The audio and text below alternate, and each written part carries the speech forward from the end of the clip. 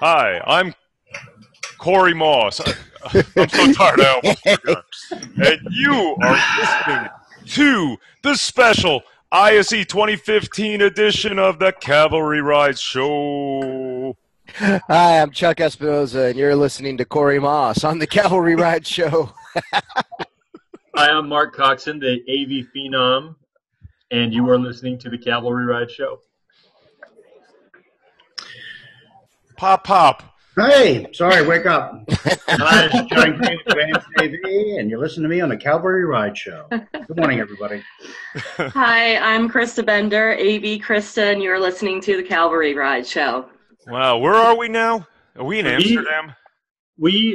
No, Corey, we're sitting in our living rooms. Now, that was wonderful. Other people are actually in Amsterdam, but through the magic of something called the internet and Zoom here, we get to talk to people that are in Amsterdam. Isn't that amazing? Wait, you saying we're on the internets? Yes, on the interwebs. On the interwebs. You know, they say there's this guy who invented the internets. Yeah, I think he invented the internet, and then he made a movie about global warming, right? No, actually, I heard it was Brian Williams who invented the internet.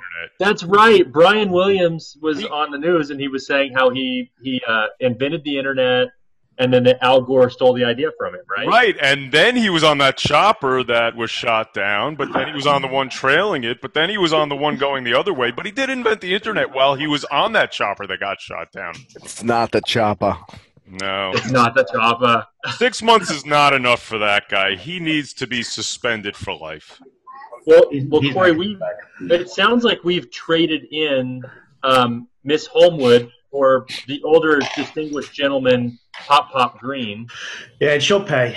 She will pay. Oh, look, threats she's on Europe time, and I'm not on that time, so. Yeah. And they're bringing back fudge and chocolate. And we've traded in Stacy Kringlin for Krista Bender. Yes. Yep, that's me. I tell you, Krista was so phenomenal in the last episode. And, she said, yeah, I'm going to do ISE. And she said, yeah, I'll do the next show after that. And, yeah, I'll do the next show after that. So, you know what, Mark? We're on our way to 87 co-hosts. Then what did Krista say no to, besides working for Pop anymore? Being on the show with Pop? Mark, nice. Nice. Hey, John. And she did. And I will freely admit, she left me. She walked in and said, I'm done. And that's what she said in the last show, too, by the way. Well, John, at least she's telling the truth, not like Brian Williams. So. That dumbass. Yeah, John has seen the good parts of Krista and the bad parts of Krista. Probably the most uncomfortable part for John was one time when we had to sit in with a human resources person. Yeah.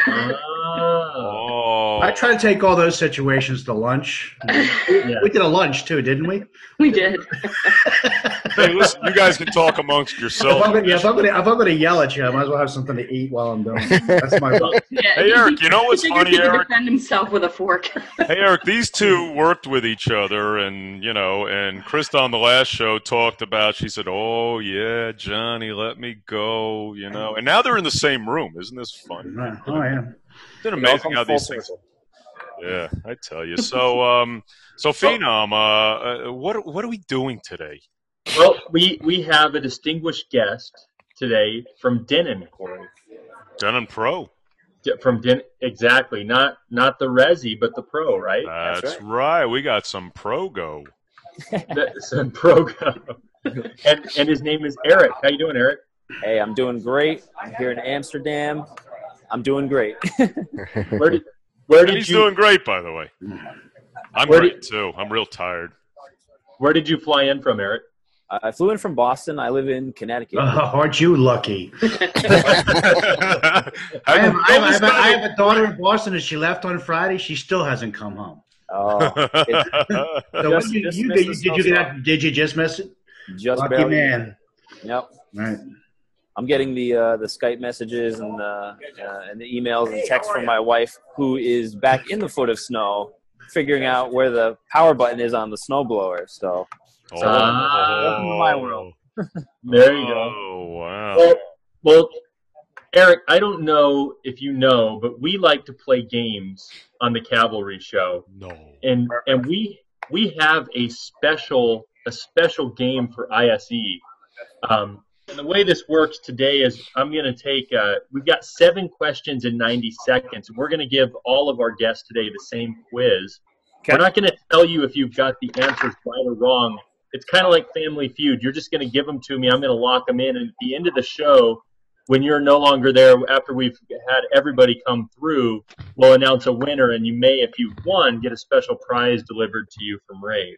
But you know what? If he answers enough right, he gets to tell us what's going on with Denon Pro at ISE. Not, There we you go. have to go away, and, I'm sorry. There are parting gifts, though. Selective journalism. I love it.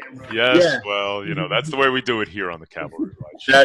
That's exactly the way that we do things here. So I'm gonna give Eric. We're gonna give him 90 seconds, Okay. and we're gonna give him the courtesy of some silence. Do you hear that, cAValry people? When he's talking or listening to these questions, we're actually not gonna talk over him or cause conversation. This is gonna be really hard for us, Eric, more than you. This is impossible. It's anti-Brian Williams. Of course, it's all his fault. So these are some questions about Holland, about the Netherlands, and we've got 7 of them. We'll see how far you get, and at the end of the show, we'll give everybody a score. Good luck, Eric. All right, I don't know any of these answers, I'm sure. I guess I'm not getting any no airtime today, huh? Well, Yeah, you are. do your We're best. only giving you 90 seconds, so you get airtime for Denon. That's the way. right. Oh, that works for you. Exactly. That's why I put the timer on it, Corey, because I knew we would take all his time if we didn't do that. We could give him 10 minutes. No. No. So, all right. In 5, 4, 3, 2, 1. Eric, the herring with chopped raw onions and pickles is a national dish. The Dutch consume how many pounds of it each year to the nearest million? How many pounds of herring? We're going to go with 3. 3 million pounds. Okay, here we go. 70% of the world's supply of this mad sound guy staple comes from the Netherlands. What food is it? This guy. If you don't know, you can pass. I'm going to say Hot Pockets, but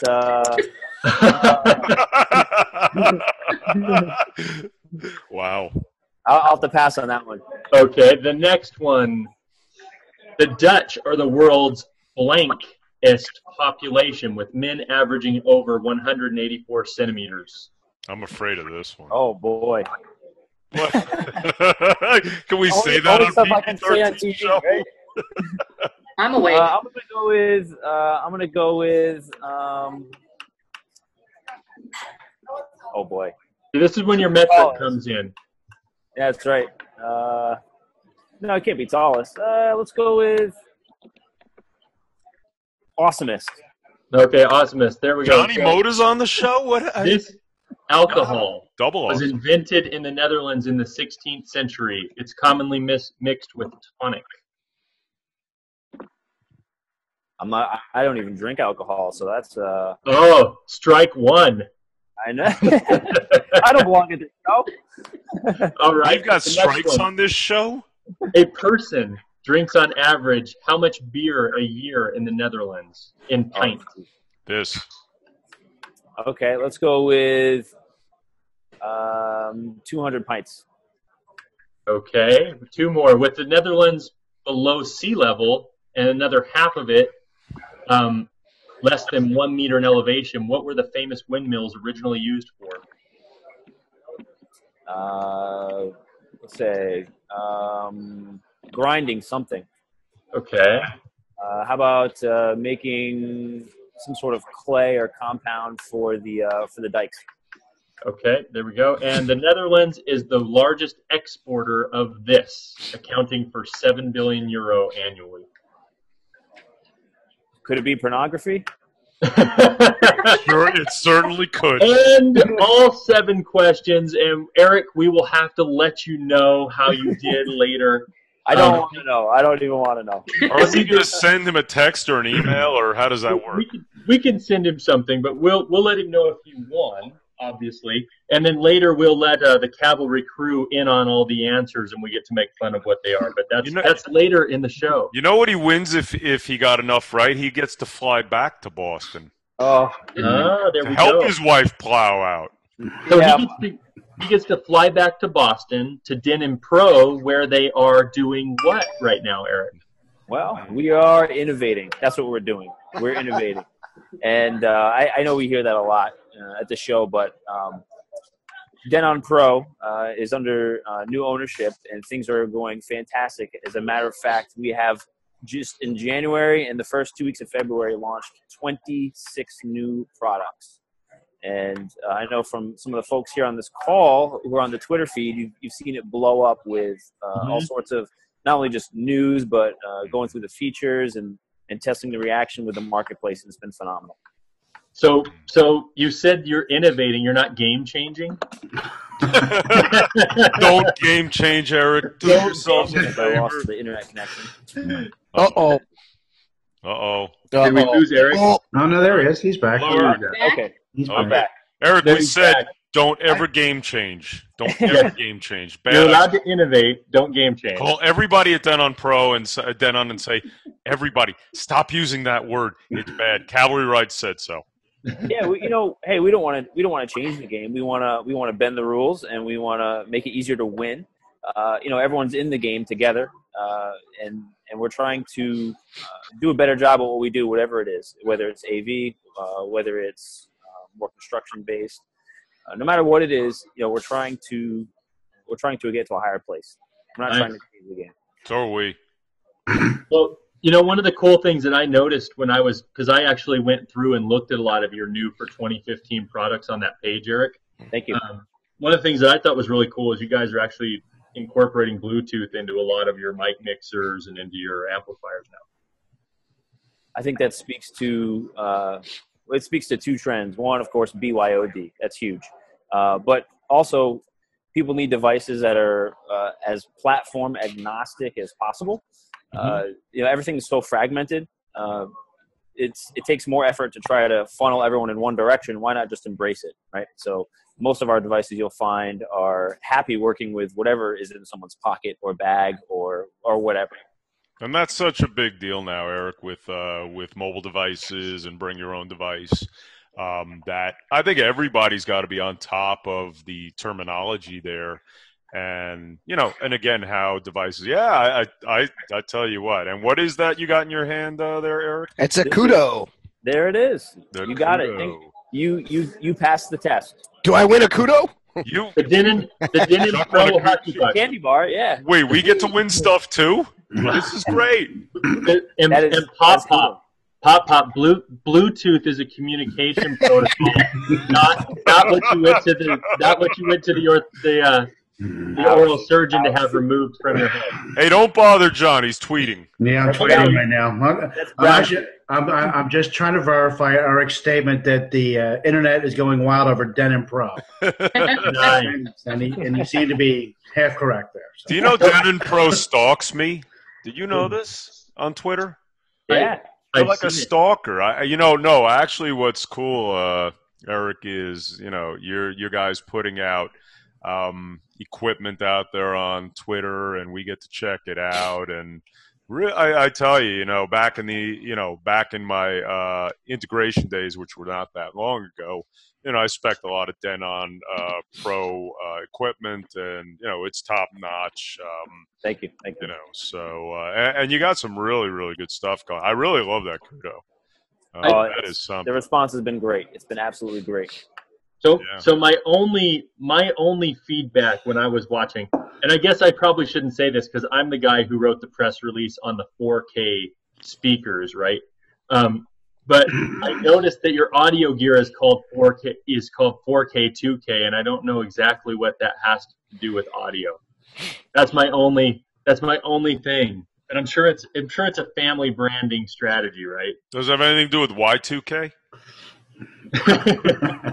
This is audio and video. So Yeah, so Denon Pro has long been about AV sources, and that covers both video and audio. In the case of Kudo, it does both. It's a wireless presentation manager for any platform you have: Windows, Android, Mac OS, iOS, and it is 4K ready. So we don't put 4K, 2K on any audio products, only the video ones or video. Okay, cool. I noticed one product that you had, which was pretty cool, was like it's like a HDMI audio extractor. So if you're coming into the system with HDMI, you can come out on even a 7-channel 7.1 out to an amp. Yeah, HDMI has been, for the most part, a blessing, but on the residential side of our world, right? But when you're trying to do custom work, HDMI is more like a set of handcuffs, right? It helps in some instances, but when you want to get the audio, a set of handcuffs. 50 Shades of Grey here. Hey, can you imagine we write that article, Mark? HDMI, it's a set of handcuffs. It's a pain in the spirit of 50 Shades of Grey. Denon announces 50, whatever. That's great. Yeah, HDMI. They're not here, are they? Oh God, we hope not. Listen to this podcast. I've called HDMI a clumsy optometrist because they're always dropping frames. Oh, ouch! Oh my! Ouch! For somebody who is all about the handshake, HDMI sucks at it. So that's the way it works. Oh yeah, we have to embrace it. It's on a lot of devices, and we have to be smarter to figure out how to work around some of those limitations or specs, if you will. We had to figure out how to work around them, so we did, and we have an HDMI audio extractor. It's called the DN271HE. You can check it out at our website, denonpro.com/new. And it'll allow you to extract the audio from 7.1. Extract the audio from up to a 4K, 2K signal, and break it down into 7.1 discrete channels on a Euroblock connector. So you can do whatever you want with it. Cool. I love it. Krista, what do you got to say? Huh? Eric, anything that allows me to take an HDMI and turn it into something else so I don't have to deal with it. Amen. From every integrator in the world. Amen. Thank you. Mark may be complaining about HDMI for the next hour and a half. So this is my Niagara. That's a lot, Eric. You got him started. You got him all started. So what I want to hear about is that DN200, the DN200WS. Yeah. That thing looks pretty cool. It is pretty cool. The 200WS is a Wi-Fi audio streamer. We have a similar box that is a Bluetooth receiver. Bluetooth is great for MP3s, right? And most devices on the planet have Bluetooth. But if you want something higher resolution, you need a bigger pipe, right? So we have a device that uses Wi-Fi. You put it on your network, or it'll generate its own network. And now you have a DLNA and AirPlay solution for higher res files, FLAC, WAV. You can also do, of course, MP3. But yeah, you put this on the network, and it's really up to your imagination at that point what you want to do with it. But it has balanced outputs, so again, a lot of flexibility, nice clean signal path to get content from A to B without the wires. I tell you, it's all about the network these days, Eric. It really is. So many networked solutions, and if you're on top of that game, it's a great thing. Hey, we got to wrap up. Krista, you want a kudo? Sure, why not? I do. Give me. I definitely want a kudo. And John wants a kudo. I want a kudo. When is it going to be delivered, Eric? I mean, look at that thing. There we go. I have a feeling that the crew is going to say you got the quiz right because they're all going to be campaigning for kudos. All right, listen. I want Eric to win the prize. That's it. Okay. I have pull. Was I the first person to say pornography in a podcast? No, you're the first. 10 episodes and nobody said that word. So thank you very much, Eric. I think during one point my wife called in and said she wanted to play Who's Your Daddy. So I think that. Actually, I think Leslie is going to call in when she wakes up. Right? Yes. I don't know. So Spring. Yes, all of us gets one spring 2015. That kudo, we love it.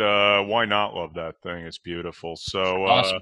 Yeah. All right. So thanks, Eric. Thanks for Thank joining you very us. much. Hey, thanks, Eric. Thanks for joining us. Everybody go to Denon Pro. Check out their new gear. They've got some great stuff. And Eric, be safe at ISE. Thank you very much. denonpro.com/new. Thanks, guys. All right. Hey, All right, thank you. Thank thanks. you. All right. So there we go. Yeah. We had our first guest. We're getting new people mic'd up. So guess what, Corey? I'm going to take the opportunity to do something I'm supposed to do every time.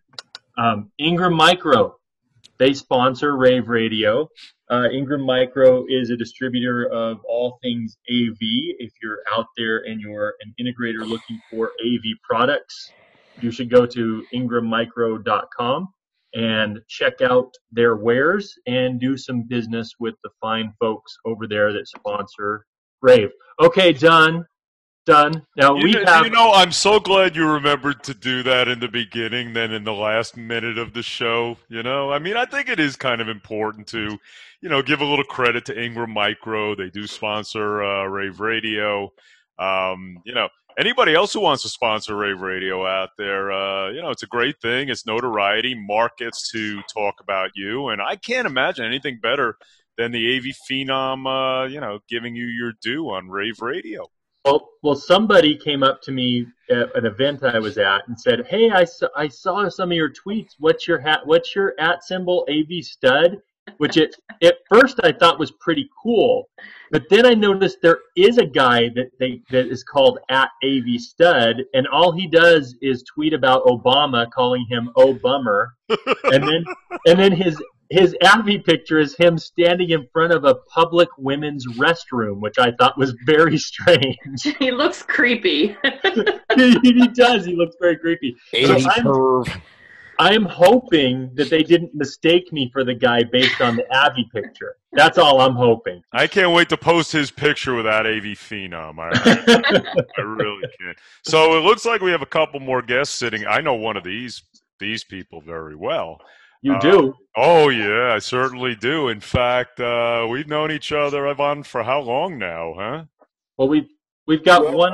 Oh, there you go. I think probably at least 2 years, I think. Yeah. At least 2 years. I think, or even more. Yeah. No, I go back with Ivan and Polymedia for quite some time, and great people. And Elena Novikova is the CEO of Polymedia. This is a very, very progressive company in Russia. They were both an integrator and a manufacturer. And you certainly don't see many of those around. And the great story here is Ivan was the head of R&D at Polymedia.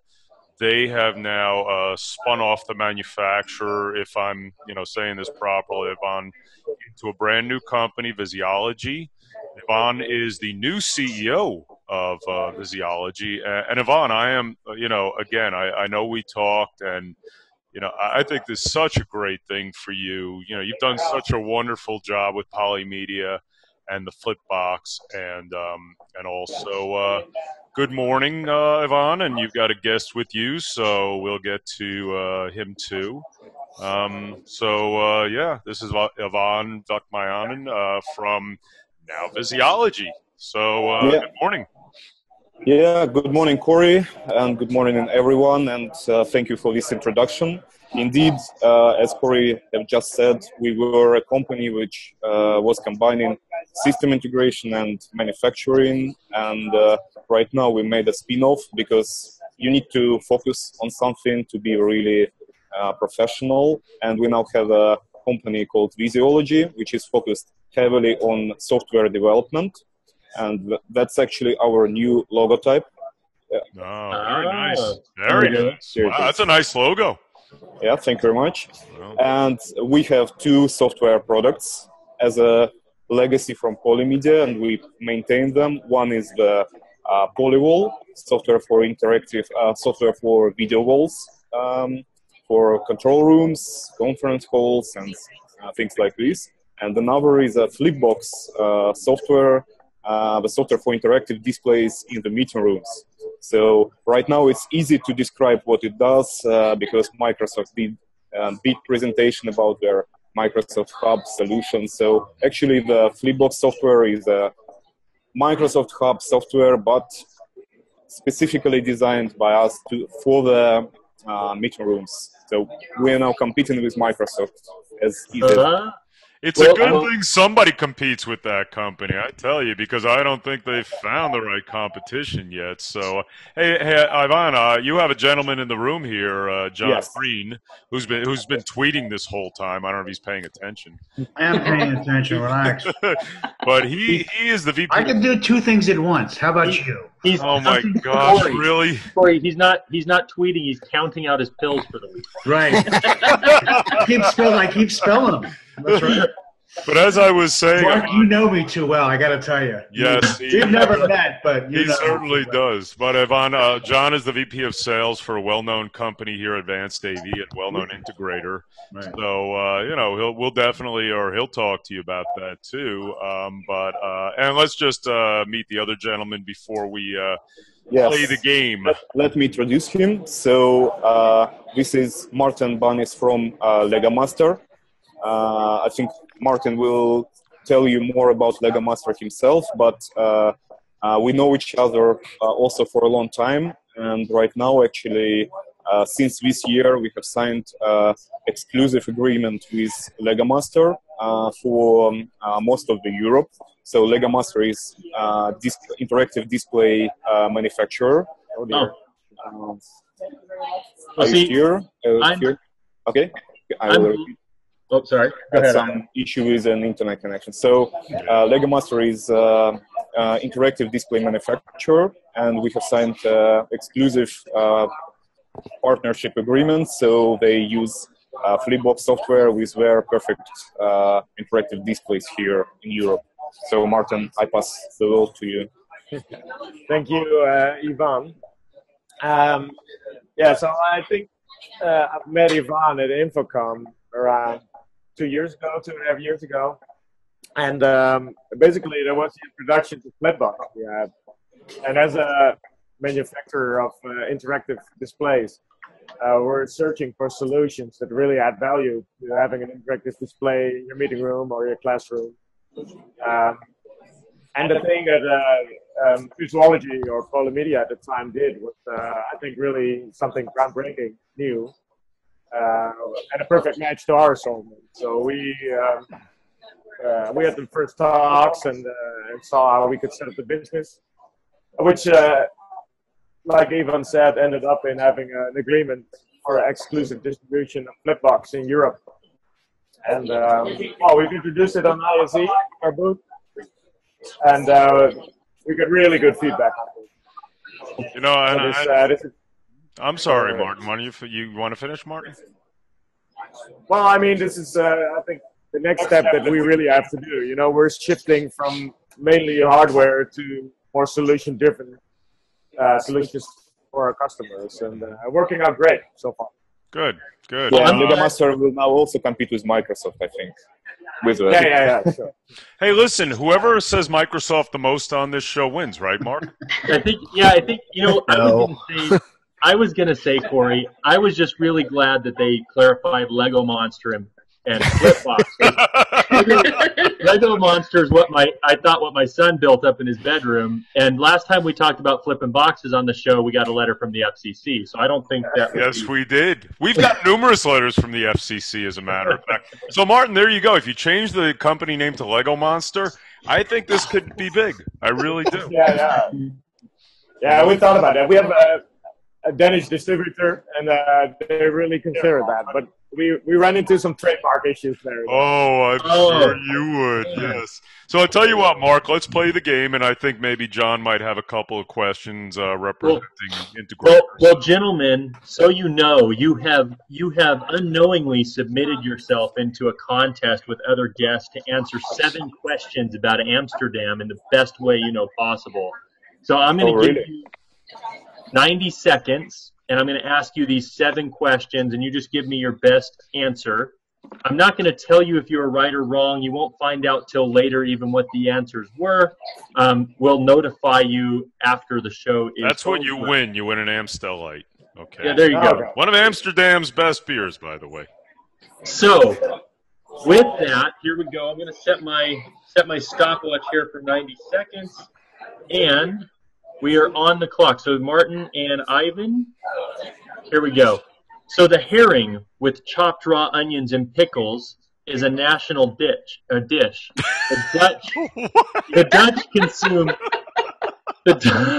Dutch consume how many pounds of it each year in millions? How many millions of pounds of herring? You sure you're not talking about lutefisk, huh? I mean. Well, actually, let me start. I don't know the answer to your question, but yesterday on the Mitsubishi booth, I think as more as 2-3 tons of herring was consumed. Oh, that's for sure. Yeah. All right. So question number 2. 70%. I think Martin also has an answer. Okay. Let's continue. Okay. So 70% of the world's supply of this Mad Sound Guy staple comes from the Netherlands. What food is it? 70%. 70% of the world's supply. It's probably tomatoes. Tomatoes. Okay. So the next question. The Dutch are the world's blankest population, with men averaging over 184 centimeters. Okay, and what's the question? They're the world's blankest population. What's the word? Men over 184 centimeters. Yeah, they're the longest people in the world. Tallest, you're right. Okay, there we go. The next, alcohol. This alcohol was invented in the Netherlands in the 16th century. It's commonly mixed with tonic. Yeah, Geneva. Gin. There we go. The next one is, with 25% of the Netherlands below sea level and another 50% less than 1 meter, what are the famous windmills? What were they originally used for? To polarize. Okay, and the last one, the Netherlands is the largest exporter of this, accounting for 7 billion euro. You want to give it a shot, Ivan? Is this interactive displays or? Yeah. That'd probably be tulips. Just thank God he didn't give the answer that Eric gave. Okay, I mean, 2 people giving that answer would be bad. The last guest guessed pornography. Yes, we weren't sure. Yes, no. We hope not, but then again, you never know. I guess you never know. It is the Dutch. So it is the Dutch. That's right. So you guys did a great job. I think they win, Mark. I don't know. We have to wait till the end of the show. Oh, okay. I don't know the answers, by the way, guys. So this is the only one who knows the answers. But I'll tell you what, they're great parting gifts, and these prizes are just awesome. So you will see. So with Microsoft now making the Surface Hub, don't Ivan and Martin now both compete with Microsoft? Did you just say Microsoft twice? Oh, my God. I'm trying to win. You're trying to win. You don't get to play. So, yes. So I just coincidentally heard on the radio that Apple hit something crazy, like $700 billion. And they proudly announced that was twice the value of Microsoft. Yes. Yeah. So, yeah, exactly. Was there a question, by the way, for Yvonne there? I just asked, is Surface Hub now new competition for Martin? Oh. Well, actually, that's. I've spoken to the Microsoft reps yesterday, and they said that it will be available at the end of the year, so we have time anyway. But actually, I think that. It doesn't matter how big is the competitor. I think that the fact that Microsoft is now promoting the use case of big interactive display in the meeting room and this actual vision of the meeting room is good for us because they are promoting our products as well. Yeah. So what you just said with the product not being available to the end of the year, Microsoft was already behind the ball because MondoPad and all these guys came out with this. And you too, Martin, you've had this for years. All of a sudden, Microsoft decided interactive display is something. And not only do they bring it to ISE, but it won't be available for another 9 months in true Microsoft fashion. Right, yeah, right, exactly. So they're going to miss Infocom again this year, you think? Oh, don't even go there, please. What a sore spot. Another Info Yawn 2015. Oh, there we go. We got Info Yawn ready. The constant comment this week is old people with technology. That's being me. I'm having my own personal experience with with Microsoft's product, the Surface, Windows 8, and whole new offering and everything else. I don't think I'm going to break this curve. I hope the software that you're offering is a little bit more intuitive. My only interactivity with this device is I'm going to throw it up against the wall. John throws a lot up against the wall, by the way. I hear he's very angry at work. Is that right, Krista? And it was so funny is the IT guy says, sounds like we have to have another session with you. I said, sure. Okay. Oh, boy. Krista knows you only too well, you know. Yeah, the eruptions from John's office were pretty inconsistent. Oftentimes I thought maybe he fell asleep in there. Yes, but he does walk out to for bathroom breaks. He does walk out for bathroom breaks, and his hair is usually all jacked up.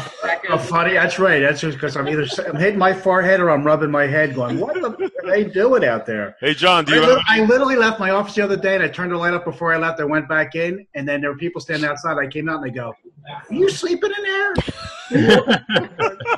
John's taking a break. So John, if you can break away from tweeting for a minute, do you have any questions for these gentlemen? Well, it's always, as an integrator, it's always a question of what's the pricing on this product. I mean, how competitive is this going to be? Yeah, when Microsoft, again, I'll use that word, introduced their product and just started talking about it, it caused a stir. And we've had opportunities to sell Surface when it was a horizontal product instead of a vertical product. And it was very expensive, and they didn't know when they had some inventory. So they don't know how to bring a product to market. But in our experience, over the past 6 months and a lot of conversations we're having is that VTC rooms would like to have a decent size interactive display. The problem we've always had with every product that says interactive, it's ease of use. Because an executive or a mid-level manager has to walk up to it, use it, and not look like a fool. Yeah, well, that's exactly what Flipbox does. So it just, cuts to the core, and it takes away all the clutter, and there's actually nothing you can do wrong with that. And it will allow the CEO or the non-technical guy to work with the interactive product in the way that he wants to. Right, and that's the biggest hump that everybody's got to get over. I mean, it truly does. I mean, we are being pressed from everything that we do to simplify the GUI interface. And if this accomplishes it, that's what will make success. Yes. And price, and at that point, almost price will become inconsequential. But that's the difficulty of making those type of decisions. Yeah, that's actually the paradox of the software development, because it's much, much harder to make the easy-to-use thing than to make some complex, very difficult-to-use software, because it's very easy to add a button. I've added a feature, I add a button. I add a feature, add a button. And then you end up with hundreds of buttons around the screen, and the user doesn't know what to do. The question that has to be asked is, does it need to do that? The bottom line is every device that we sell can do a lot of things. It doesn't need to. Yeah. Yes, exactly. Well, you know what? Our next guests are here. I'm actually excited to look for the product. Are you distributing? Let me ask you another question real fast. Okay, are you distributing it in the United States? How are you putting the product out in the States? Actually, speaking about the Flipbox software, we are now looking for the distributor partner. Okay. Almost, not as good as LegoMaster, because LegoMaster is our best partner, but something close. And then we can create the joint offering for the US market. So if we have clients over in Europe that we could try this out on, we would go to LegoMaster to set up that distribution channel? Yeah, sure. No problem. Okay, so Mark, what we would need to do is probably get at least some Twitter handles or some kind of contact information. Yeah, I think Corey's connected to Ivan, so I think he could help you out with that, John. Great. Hey, listen, come this way because Ivan and I have known each other for quite a while, and I actually did some work with Polymedia for a little while. So absolutely, John, if you want to connect and all, you can certainly come through me, and I will go through Ivan. And Now again, we got to get a local neighbor that'll probably be interested in that product. Good, So. good, awesome. Excellent. So you made a sale, Ivan. Look at that. There we go. That's what we do. Come to the cAValry Ride show. Make a sale. What do you know? I mean, Mark, this is just revolutionary for us. Everybody's going to start coming on the show to make a sale or two. Huh? Yeah, but then they won't come on the show if we keep calling Lego Master Lego Monster. Why don't we just start hitting at Lego Monster soon? Oh, I knew it was coming. All right, guys. Thank you. Thank you very much. Thank you. Thanks a lot. Great. Thank you very much. All right. Thank you. Have a good rest of the show. Thank you. You do too. Bye-bye. So you know who we got coming in next, right, Mark? I know the mad Norwegian. And you know what they're going to be dressed in, right? Orange suits. Yes, because Simon Tigre came in with us yesterday in our executive tech talk, and yeah, we got these guys coming in. Oh, there they are. Oh! There they are. We got the orange suits going. John, these guys wear orange suits. And they're smiling about it. Look how happy they are in their orange suits. Look at this, my gosh. Corey, did you see my tweet about Anthony Tigre that he should go work for Texas too? Yes, hashtag Anthony Tigre. Now, he'd be a hell of a spokesperson for Aka Tony the Tiger. Now, I'm going to tell you, this guy in the orange suit, okay, he's the one who would pull this all together. He'd get in touch with Anthony Tigre's people, all right, yes, and get him to come come in and be a spokesperson for PEXIP. And like you said, Mark, he'd say, PEXIP, they're great. Yes. So we were saying, Anders, that you should since you already have Seaman Tigre, you should get Anthony Tigre, aka Tony the Tiger, because he's already got the orange suit, and recruit him as the PEXIP spokesperson. I feel a bit bad now for not wearing an orange suit. You should feel bad for not wearing the orange suit. What's wrong with you? I feel out of place. I feel like I'm standing out. Yeah, go back and get your orange suit. We'll wait for you. So, guys, I just wanted to introduce you to Hani Mustafa. I was supposed to bring Marius Nelson. He's unfortunately stuck in a different meeting. I hear he's not funny anyway, Anders. He's not funny. He's very straightforward. But Hani here represents the office of the CTO. So I think that you will find fun in him as well. But he's a good guy to have on the show. So we're excited to have him with us at the trade show as well. So cool. Yeah, we had a lot of fun last night with your fearless leader, and he got to spend 10-15 minutes telling us about kind of the technical merits of PEXIP and where you guys came from and all that kind of stuff. Yeah. So we want to know about the culture side of PEXIP. Yeah. So with these orange suits, it seems like a fun place to work. What's your mission over there? Well, the first rule of marketing is, I think, you don't want to blend in, you want to stand out. And I guess, with the orange suits, we're checking here at the show, they're expecting 50, 60,000 people. And I haven't seen a lot of other people standing out, like wearing orange suits or anything. So. Oh, really? No more orange suits at the show? I can't believe You're kidding me. No. But the interesting thing about that is obviously that the orange is the Dutch color. And we're now. Right. And you see a lot of people, they're coming over and you're taking selfies and they're congratulating me, and they're just basically having a ball time. So it's an interesting piece of a material. It's polyester, by the way. It's 100%. It breathes, so I hear it breathe. So what we want you to do, Anders, is go out into the streets of Amsterdam, find more people in orange suits, take some selfies, and I think that would be cool. Been there, done that. They're done that. Now you see guys in Holland, orange is the national color, right? So they go out and they get notoriety that way. And if he came to the U.S., everybody would be asking him for a discount at Home Depot.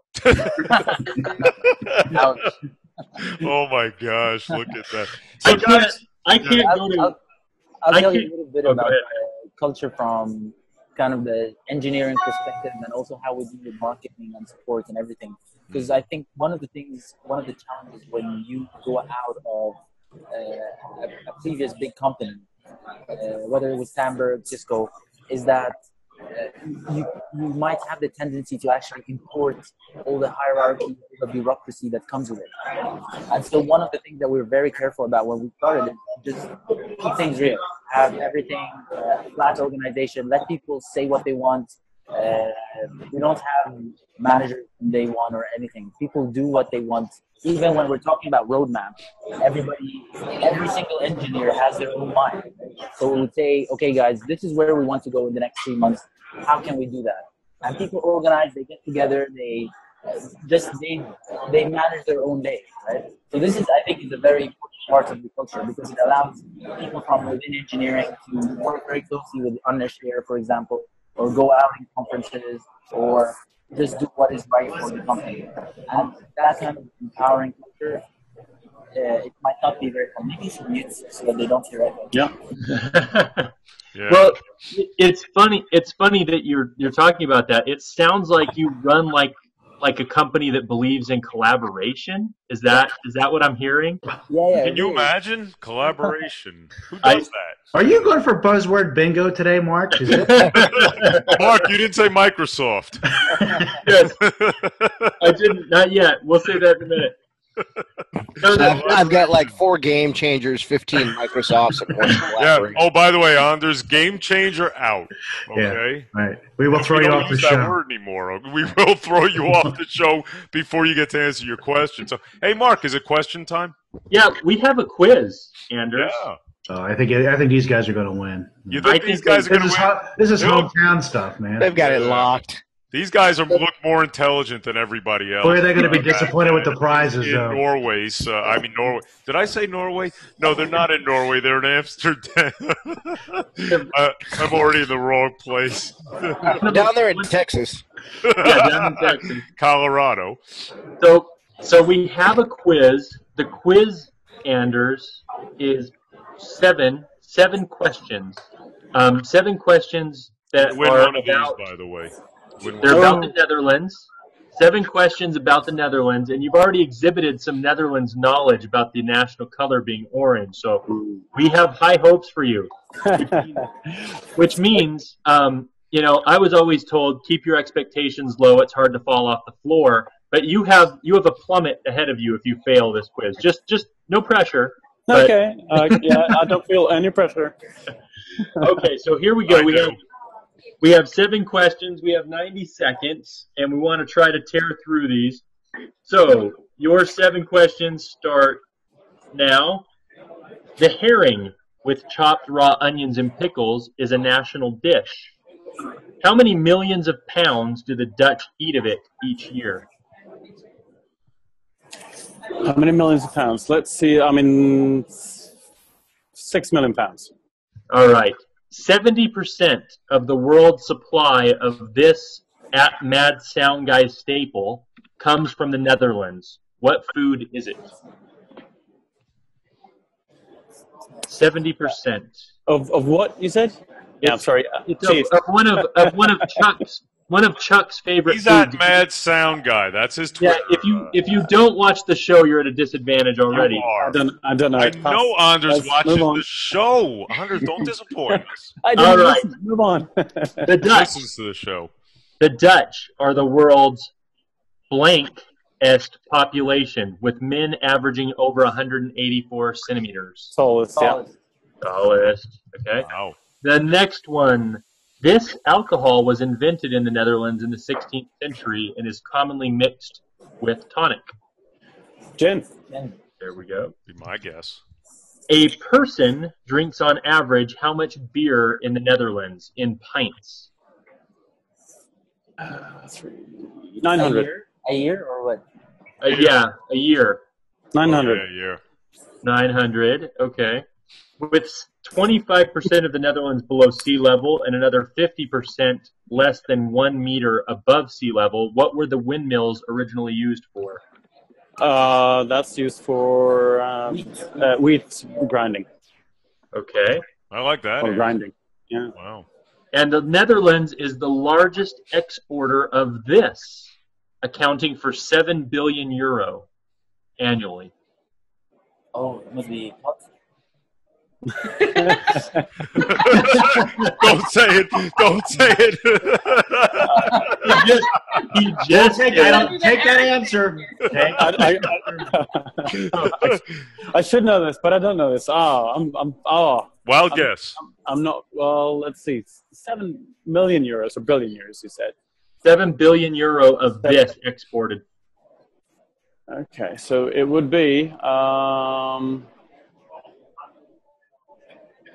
It's Heineken. Hey, it might be this stuff. It might be this stuff, by the way. We will let you know later. We're not cluing anybody in on if they got answers right or wrong. At the end of the show, we will break on everybody for their answers. Although, we did have someone from Den & Pro say that don't repeat it. I am. Please. They heard it anyway. They thought it was pornography as the largest export. So. And he may be right, by the way. Don't make fun of him. Eric might be right. So anyway, we got two beer experts here, guys, by the way. The Mad Sound guy, okay, and we've got AV Krista at AV Krista. And, any beer-related questions or, and all of that, guys? Krista? So what's the beer of choice over there at the show right now? I know usually the shows they have 2 or 3 that are kicking around. Yeah, well, it's a funny show because beer o'clock starts earlier, right? So people come in the morning and beers are out, on the table. I don't know why we're not there. I got mine.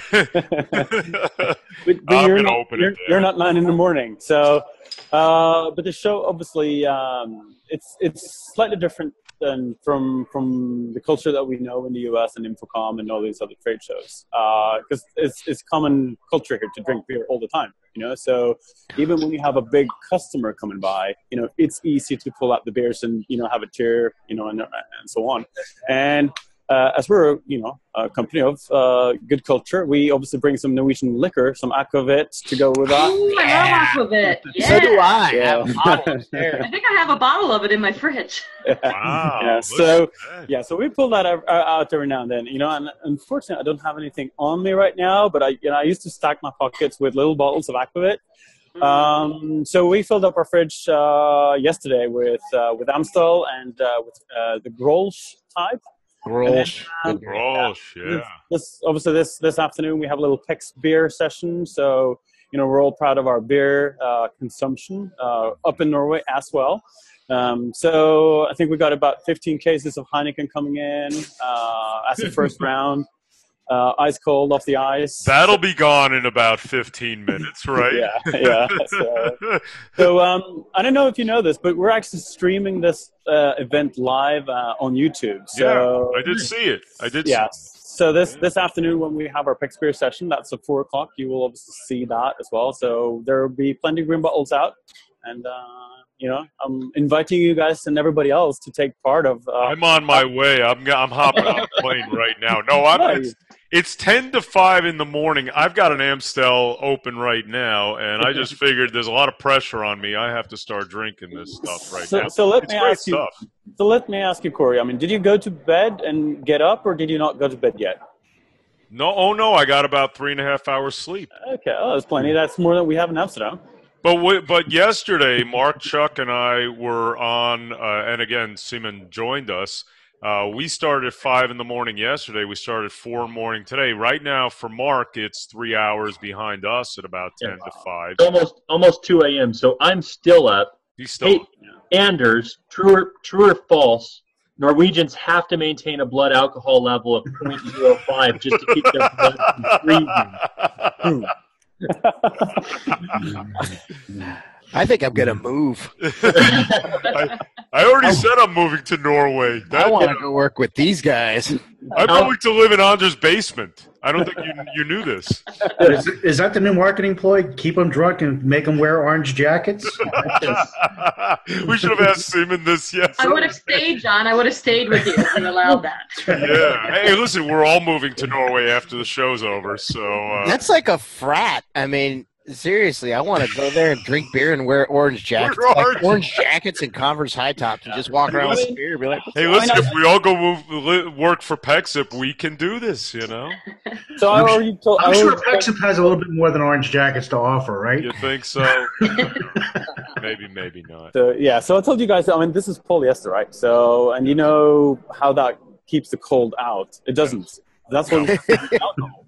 And that's why we bring the activate, you know, the 40% proof or strong liquor. So, you know, we got to keep that up so that we can keep a level of, you know, body heat that is livable. Well, Anders, nothing makes polyester less flammable than soaking it in pure alcohol. Oh my god! Yeah, don't bring the iron out, so to speak. Yes. Oh my god! The PEXIP guys, do not iron your polyester jacket in the morning. They may catch fire. If anything, you came on the Cavalry Ride show, at least this is something you got out of this show, okay? Hey, by the way, we were talking about height and everything, tall. Do you know that Anders is like 7 feet tall? No. He is. I'm telling you, when I met, so Anders and I have known each other for a while. So we finally met up at Infocom, and I'm you never know how tall somebody is. I walk up to the booth, I'm going like this. When I walked up to him, I'm going, oh my gosh, this guy's like, what are you, 6'3", Anders? 6'4"?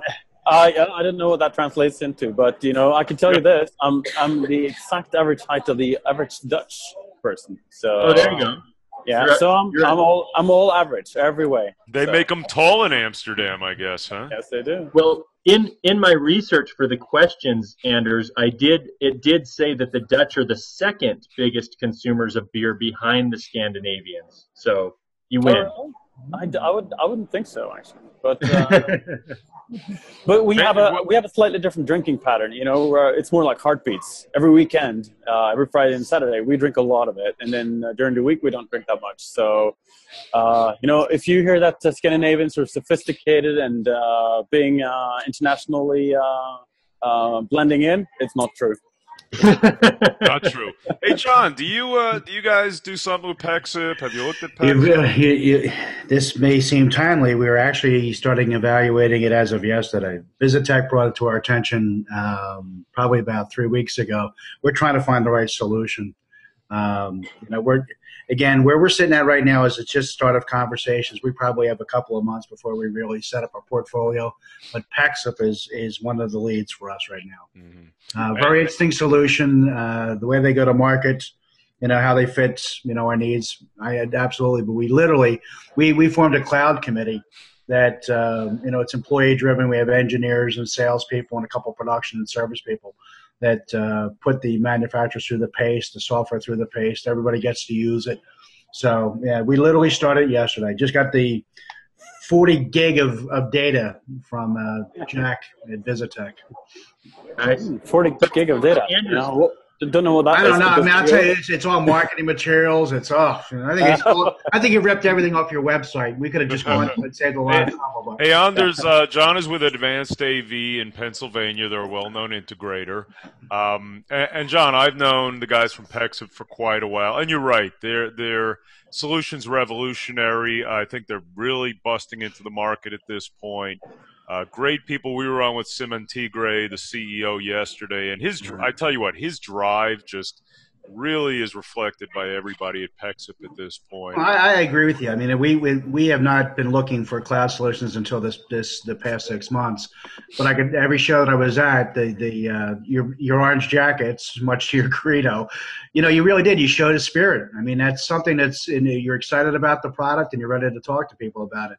It does have an influence. And I'll tell you, PEXIP is a VM solution. Okay, right. And they're really unique in the market too, I have to say, because you don't see anybody that really concentrates on that. You know, there are others who do it, but that's what PEXIP concentrates on. And I got to tell you, you know, when you talk about VM software-defined networks and all, these guys are, the ones who really, really fit into that equation. So, I mean, absolutely. So Now, how long has Pepsi been around? I mean, actively selling the product about 5 years, or is it a little bit shorter than that? A bit shorter than that. So around the summer of 2012. Okay. May, June 2012. Right. And we went to market in September 2013. That was when we went public in Infocom 2013. And Right. our first release, our first invoice was September 1. Right. 1st of September. So what convinces people to buy the product? I mean, help us out here. So it's a couple of things. When the customer has already bought the Right. Kool-Aid when it comes to cloud, he knows what cloud is about. He knows that this is the new trend in IT, and that's not just a fad. Right. It's a very easy sell. He just Right. gets it. It's just an appliance you can be up and running in no time. We've had Right. I think our fastest deploy was something like 10 minutes for somebody who has never tried it before, even without reading any installation guides, right? When the customer has not yet kind of agreed to that, or when we are talking to a customer when we're talking to the video conferencing only guys in a big company who might have some kind of interesting politics going on within the company with the IT guys, Yep. they might be a bit more reluctant to kind of jump on the bandwagon. And what we normally do. Sorry, go ahead, John. No, I agree with you. That's the idea of politics between the video conferencing people and the IT. That's a common known. Facilities you might as well throw into it as well. Interoperability with, again, is it a Trojan horse in that the cloud solution is outside of the firewall, outside of a variety of different offices? Is that where the sell, or do you have to remap the entire facility with the solution? So we're very flexible. With some customers, they want the cloud, and so we help. We enable partners in order to provide the service. We power their Right. service, and they would give the customer so that everything is off premise. Right. Other Okay. customers are more security conscious, and they're like, "I want everything in house." And We generally find that too. I mean, where our area is enterprise level. 70% of our business is corporate enterprise, so they'll take it outside, they'll take it off prem, but they'll do it on a test case. And you're right. If you have to teach them cloud or enter into the conversations, you're probably a year to 18 months away from even talking about it. Absolutely.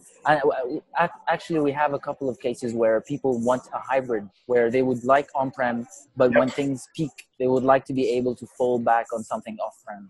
And we have that flexibility. So that's really cool. And I want to tell you something as well, is that there are some people who talk about virtualization in the industry, and they say, okay, we're a software company, we know distributed, but if you really look in the details, it's not really a distributed conferencing system. It's not really a distributed system.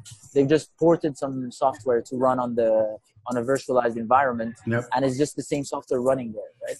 But we have the mentality of, Facebook, when they're serving the people, or Amazon, they don't have one big mainframe handing it out to everybody, right? It's a lot of small units, very disposable units that work together in one big system, right? So it acts as if it's one big system, and this is what we believe in. And so we run an off-the-shelf servers, very little requirements, and they all act together with almost zero configuration for them to talk. So the administrator doesn't have to go and configure every single node, right? And we think that is a major point. Yeah, I agree. We're actually excited to look at the product. We truly are. I think that it's a very valid offer for our client base. And I'll tell you what, Advanced AV, they're very progressive. One of the more progressive integrators in the market here. So, what John's saying. Yeah, you're welcome, John. What John's saying is very true about looking at these types of solutions, being different, going outside the box of the hardware centric. And I'll tell you what, here in DC Metro, the same thing to be said about the federal government, because I go to conferences, and they mostly want it on-prem. They're starting to look at the cloud. There's a lot of requirements for cloud. So do you have, in terms of the federal government, do you have play in there at this point? And then we're going to have to go, but we'll ask you that as the last question. Yeah, definitely. So we, when engaging with the federal government, there are a couple of certifications that we need to have. We already have been FIPS certified for security since last year, and the JITC certification is going through now. So we already have it's all paperwork right now. So we've gone through the JITC testing. So it's definitely coming to a good ending. And there. Good. Excellent. Guys, listen, thank you so much for joining us. Anders, I don't know where you've been. I've been trying to track you down, and I said, you know, he's the tall guy with the orange jacket, Corey. Yeah, no, well, I know I should be able to find him, but, you know, I called him the groundhog. I think he saw his shadow, and he's going to be underground for another, 2 months or so. So, you know, my day job is guided tours, like you say. So, I do guided tours for the districts of Amsterdam. Well, I told Simon I'm going to start video conferencing with him, because he's more available. So, but anyway, guys, thank you so much. We really appreciate you being on, and have a great show. Yeah, thank you. Thanks a lot. Be careful around open flames. Yeah. And flammable liquids. Oh my gosh. Thanks, guys. Thank you. Thanks, Anders. So, hey, listen, a few shout outs before, we go. I want to do a shout out to Corey Schaefer. Corey's one of the more wonderful people. Oh, look at that. Chuck's got his Listen shirt, his Listen water bottle. I mean, we're all stoked here. I had a little conversation with Kyle Davis at AMX. They got some pretty cool stuff going on. He actually sent me a link to what's going on in the AMX Showcase 2015, and definitely Harman AMX. Good people there, and definitely check out some of that stuff. Anybody else have any shout outs right now? I have a shout out to Haley Klein. What? Haley Klein? Haley Klein? There she is. Hey, Yo, Haley. What do you did you That bring was such a nice welcome. Yeah, did you bring Tippy Dugan, Haley? Oh, I sure did. Look, I wish I could have actually brought him with me. One moment. Haley, this is the first time we've actually ever seen each other and talked in person to person. There's Tippy Dugan. Look at that. Wow. Yeah, there he is. I brought him. You bring him to Infocom, okay? Yeah, sure will. Okay. So Haley Klein, Pop was saying hi for the first time face to face. Really? It's so sad. We're best friends and we just don't see each other ever. Ever. Wow. Never. Yeah, really? We tweet each other all the time. Are you kidding me? Uh-huh. Absolutely. Just some background on Pop, Haley. He's pretty bad. He's pretty bad at losing the women in his life. He let AV Krista go. I haven't lost Krista. Krista and I are still Facebook buddies. We're still friends. I hear Krista's considering coming back. I would welcome her with open arms. Yeah. Oh, yeah. My policy is that they can all come back. John's going to be standing at the door like this, when Krista walks out of her car, And what happened? Tori left, and for some reason, I don't know. I brought her back too. He let her go to. He let her go to Scala and come back, and now she's MIA in Zurich. So. Yeah, right. Exactly. Or actually, she's on the space station, right? Well, it's a management policy that I have. Get out. Go see what it's like out there. Get out, see the world. I'm not the biggest a-hole in the world, and then you'll come back. Get out, see the world. Honestly, not everybody comes back. So, Haley, what's going on in Vadio-land at ISE? Oh, man, we're having a blast, actually. It's our biggest show ever, biggest booth we've ever had. And we are knocking it out. I'm very excited about our booth right now. We've been just nonstop. It's been exciting. You have a booth? We do. Whoa. This is not PC. Everybody has stands at ISE. Oh, apologies. My bad. And they sell lemonade at the stands, by the way. So if you're not selling lemonade, get on that, okay? I hear it's worth a lot of money. I have lemonade flavored candy, so I'm one-upping you. Oh, even better. So in your booth, you look like you went Euro on it. It looks like it's clean and sleek, and it's It is. Yeah, it's very different for us. Usually we're kind of packed in there and on top of each other. And all of our European distributors have been very much like, I love your booth this year. Right. Thanks. So because when at Infocom, you went Art Deco, didn't you? What was that? Yeah, we were pretty wild at Infocom. So is everybody going wild about RoboShot and we're kind of relaunching cAValry Matrix Pro at this show, and then RoboShot as well. It's kind of our first time introducing it in Europe because it wasn't available last year at this time. So cAValry Matrix Pro is really taking off. We're really pumped about that one. And then RoboShot, obviously, so we have a couple of production new consoles and stuff that we're kind of featuring our tri-synchronous motion, our, big patented thing. And then we're kind of really pushing our unified communication solutions this show. Have just a ton of stuff going in that area right now, obviously. So we've just kind of been knocking out with all of our USB stuff, and RoboShot would be one of them. Cool. Yeah, so, you know what, Haley, a few things. Number one, we were hoping that Emily was going to sit in right now. But a few questions I had. What's the culture of ISE versus Infocom? There's a lot of similarities, I would say, for sure. The energy is still very high. I think Infocom is just such a boisterous, crazy, let's get our freak on show versus ISE. Let's get our freak on. More professional. Wow, we need to learn Infocom, Chuck. let's get our... Oh, no, I'm with her. I go all the time. And more professional as you see the background of people walking by with beers in their hands. But that's just it, too. Well, and in America, you're drinking a beer and you're going to get hammered. Here, it's just like a standard thing. You shouldn't assume that, So. Hey, look! I got my Amstel going. Yeah, what time is it there? Right now it's a little after 5. So AM. Yes. AM. Exactly. You guys are committed. I like it. Yeah. So, Corey heard the song "It's 5 o'clock" somewhere, but didn't realize they were talking about peeing. Yeah, what is this with 2 days up in the early AM? I swear. Tomorrow morning, I'm probably going to wake up at 2 o'clock and and get on a video conference, and nobody's going to be there. mean, well, if you could take a cue from Pop Pop and just call Renee Dalton at 10 at night. To ask her about Lutefisk, right? Exactly. Hey, Haley, you want a video conference tomorrow morning? I think I'll probably be up at 3 o'clock again. Oh, yeah, let's do that. All right. I'm in. Anybody else? FaceTime me. Yeah. I'm all fired up at the beginning of the show. Let's see what the night out on the town is, and then let's have the meeting. Yeah. Exactly. So, Haley, I was going to ask this to Emily, but maybe what are the technologies that are really zeroed in on at ISE? Well, obviously, the Microsoft Hub is kind of huge right now. She said Microsoft. Mark. Ding, ding, ding, ding, ding.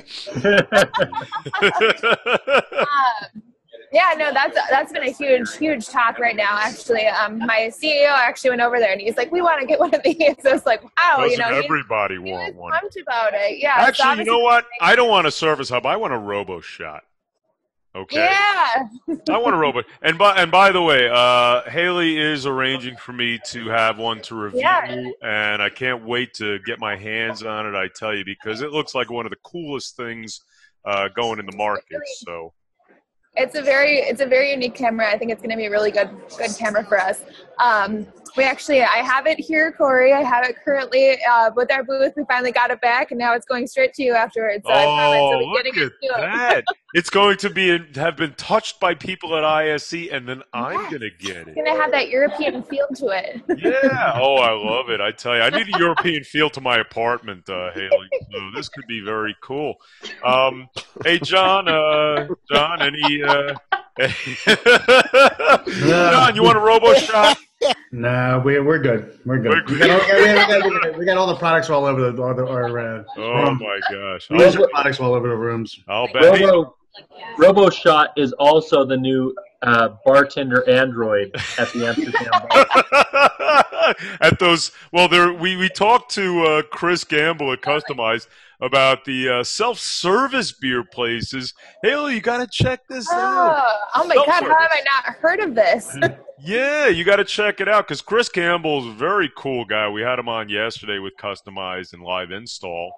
And he was telling us all about it. And Chuck, what's that place? Beer and Monkey Nuts? Yeah, it was something with beer. They had beer and Monkey Nuts, and it was like self-serve beer. You have like a little card, and you just walk up and swipe, and they keep track of and if you lose, Monkey Nuts drop out. Is that how it works? Well, I guess so. I guess. You know what? Ding, ding, boom! There they are. Where is this?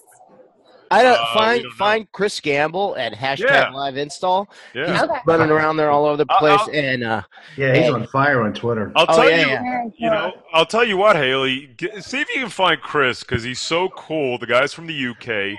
At customized with an S, not a Z, because we talked about patent. We talked about infringement yesterday. But try and catch up with Chris Gamble because and say hi to him, by the way, for us. Krista, you had something to say about the new Infocom organization for women. Yeah, I spoke with Melissa Taggart yesterday, and she said they're still putting together the council of women for the council list together, and that once that is arranged and the first meeting is set up, it'll be released to the public. I know that today or this morning at ISE there was a Women of Infocom breakfast.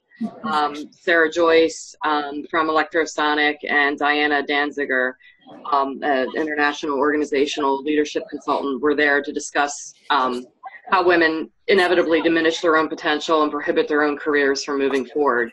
So they had a lot of open talk and roundtable discussions about those topics. Women of Infocom Network are arranging to have a meetup occur at the Infocom Connections event in San Jose, California on March 4th and 5th. And more details of that will be released soon. And of course, there will be a Women of Infocom breakfast at Infocom in Orlando this year on Thursday, June 18th. And as that gets closer, those details will be released as well.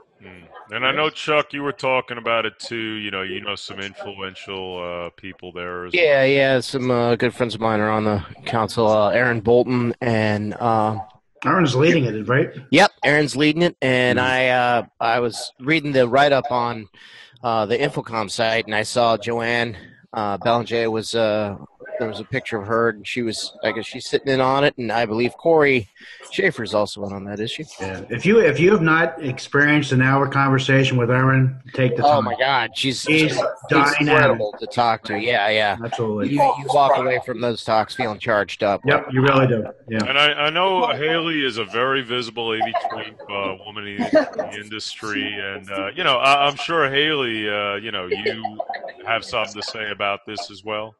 Yeah, I actually saw it on LinkedIn the other day. I thought it was so exciting. It's a really cool opportunity. I love going to the Women in Navy breakfasts and stuff during Infocom. So I was really looking forward to this. I think this is a great thing. Excellent. If we play it right, gentlemen, we can leave it in their capable hands, and we can go drink beer after this. There you go. What about after this? I've got mine cracked already and almost done. You can take this AV industry and run with it, ladies. We're fine. I don't know, Corey. I don't see you taking sips. Are you pouring it into an AV bucket? No. The hashtag AV bucket. Nice. Chuck knows all about that. Nice. Well, he's been nursing that same beer for like the last 2 hours. Yeah. I'm a little disappointed. I didn't know what was going to happen. I figured we're all talking beer. I cracked it. Where's yours, Chuck? I have to admit I don't drink before work. Right. Only during work. I hear it's not a good thing. But Mark, so we have our next guest coming up, Haley. We are so happy to have you coming from Amsterdam. And by the way, please find this Monkey Beer and Monkey Nuts, whatever the hell this thing is called, and report back into us. Should we get our T-shirt orders over to her? I mean, I take a lady's petite. I want one of those that ties in the front. That's right. There you go. Customized shirts from Bodio, no problem. Nice. All right. So I hear our next guest is still filling up on coffee. So we'll keep Haley a little does longer. Haley, do you want to take the quiz? Oh, yeah. We forgot the quiz. Yes. You want Haley's to got take to the take quiz? Yes. See, she'll probably do well because she knows the show. We'll see. So this is the deal. It is 7 questions about Holland. Okay. Or about the Netherlands. I actually learned something that Holland is only a portion of the Netherlands that's coastal and not the whole country. But these are questions about the Netherlands in general. You have 7 questions, right? Okay. And we're going to do it on a 90-second timer, so just give your best answer and move forward, all right? And here we go. So question number 1, the herring with chopped raw onions and pickles is a national dish. The Dutch consume how many pounds of it each year? Closest million, Haley. How many millions of pounds? 8 of carrot? million. How many? 8. 8. Okay. 70% of the world's supply of Chuck's favorite staple comes from Netherlands. Haley's gonna know this. Heineken. Oh, come on. Am I wrong? That's the other thing. The next one. The Dutch are the world's blankest population, with men averaging over 184 centimeters. Wait, say that again? Hey, whoa, be careful on this one. The Dutch, they are the world's fill in the blankest population, with men averaging over 184 centimeters. Tallest? Okay. The next, this alcohol was invented in the Netherlands, and it's Heineken. usually mixed with tonic. Did I get anything right? Probably not. All right. The next one, a person in Holland drinks on average how much beer a year in pints? 572 pints. Okay. That's all? I don't know. With 25% of the Netherlands below sea level and another 50% less than 1 meter in elevation, what were the famous windmills originally used for? Oh, I could give a good answer. What? Go for it, Corey. No. You're the one on the spot right now. I don't know. I'll tweet mine out. Okay, and the last one, what was the last one? Oh, with Holland is the world's largest exporter of this food, grossing over 7 billion euro. Lutefisk. I'm trying to think of the good Dutch dishes I've had. Some kind of, I don't know, sauerkraut? Sauerkraut. I want you to go to all the restaurants there and ask if they put sauerkraut on hot dogs. Sauerbraten. That was horrible.